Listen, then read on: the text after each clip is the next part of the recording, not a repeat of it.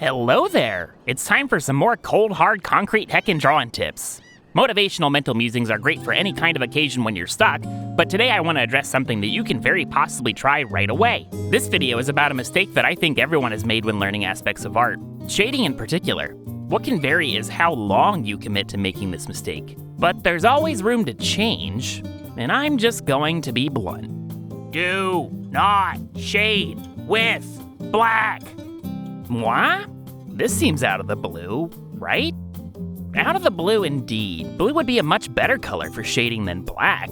Okay, fine. What the heck am I talking about? If you're learning to start shading your drawings, you're probably going to begin learning a lot of things that will quickly overwhelm you. Different types of light, reflections, ambient occlusion, shadows.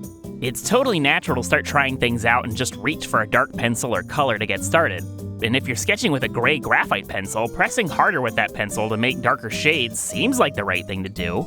And it is, but only for that pencil sketch. Also, hi! My name's Kanjon and I'm a wiggly creature that likes to talk about art. If you've come here from my shorts or a fresh recommendation, I encourage you to browse around and see if you'd be interested in learning to draw. Absolutely anyone can begin. It truly is just a skill that you build and practice. Boop that subscribe button and share with your friends, it really helps a ton. Where's the trouble? Color. Once you start to add color to a piece, you've begun the first steps of bringing it to life. That's awesome.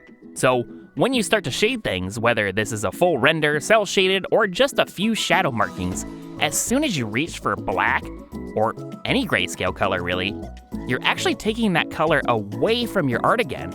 I'll show you here. Look at this beach ball. Imagine it at a, well, warm sunny beach, bright blue skies. Let's get out our black brush and add some shadows. Well, it did shadow it, but it's not looking so great. There's still technically some color there, but it's so dark that it might as well be grayscale. If I shade it, it turns totally black, which isn't really too surprising because it's a black paintbrush. That's what it does. Turning the layer opacity down makes this less intense, but it still has that drab color removing appearance. Look at this traditional version. Same thing, graphite over marker, it just turns gray. These colored parts shouldn't look like that, it's all muddied up. Blech. What the heck do you do then? How are you supposed to be shading? First, we'll talk about some color theory, but I'll also give you some easy tricks to use in your art without thinking too hard about it. So what's a shadow made of? It's really what it isn't made of. Light. A shadow happens when light is missing. In a dark scene with exactly one light and no other surfaces, an object in shadow will, yes, be completely dark. But even in a dark studio environment, that's near impossible to achieve. The shadowed side of an object is still lit up by light bouncing back off of the floor, off of the walls. And this is what happens everywhere. Even on a bright sunny day, your stark shadow isn't pitch black. It's lit up by reflections of the sky, plants and trees around you, buildings, even grass nearby. Light bounces around everywhere, lighting our world up. That light isn't made of gray, it's made of the colors of everything around you. My favorite book on this subject is Color and Light by James Gurney. It's a genuinely fascinating book that shows so many ways light works in a scene to produce color, and how artists have used that over the years. It's also filled with tons and tons of artwork of some cool heckin' dinosaurs, and you could even get it for that aspect alone. If you do find yourself into the weeds of figuring out how to color a complex scene, I highly recommend it. There's some easy tricks that we can try that don't require a complete understanding of theory or need to ray trace every aspect of your scene. One of my favorites is this. If you've got an outdoor scene, shade using the color of your sky. That's usually the biggest ambient light source when your sun is blocked. Usually this means blue, but you can get some really rich shadows with orange and purple tones at sunset too. Be gentle, work lightly traditionally, and use a low opacity layer digitally. In fact, if you are trying this out digitally, I use this exact trick in my Digital Dabbles series. I'll link that video now. Sky blue on a multiply layer gives you nice rich shadows that show off your art with some style.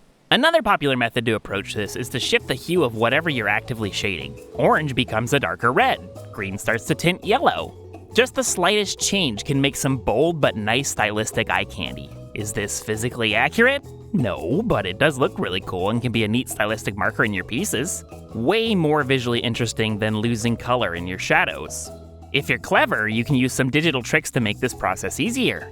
Taking your colored layer, or even a screenshot of it, duplicating it into a new layer, hue shift that, and use a mask to paint the hue shifted variant back onto your piece.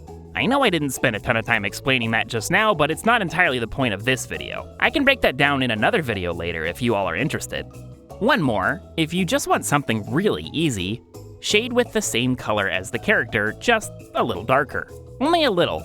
It's not the most eye-popping of results, but it's way better than shading with black, helps preserve your colors, and lets you focus on practicing tone and value without having to think too hard.